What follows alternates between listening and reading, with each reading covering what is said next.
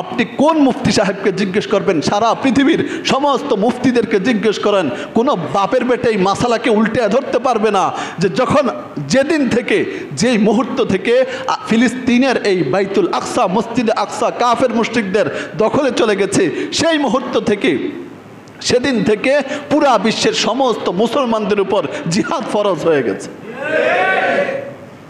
এখন তো ভাই আমরা জিহাদ শব্দটা শুনলেই চুলকানি চলে আসে। জিহাদ শব্দের অপব্যাখ্যা করা হয়, অথচ নামাজ যেমন ফরজ জিহাদ তেমন ফরজ, রোজা যেমন ফরজ জিহাদ তেমন ফরজ, যাকাত যেমন ফরজ জিহাদ তেমন ফরজ, প্রত্যেকটা পর্দা করা যেমন ফরজ জিহাদ করা তেমন ফরজ। আজকে জিহাদের ব্যাখ্যা করা হয় সন্ত্রাসী। নাম শোনেন না? বলে না এটা জিহাদ আর সন্ত্রাস কোনোদিন এক হতে, কথা বলেন জোরে বলেন, জিহাদ আর সন্ত্রাস কোনোদিন, এই কথাগুলো বোঝা দরকার, এই কথাগুলো জানা দরকার।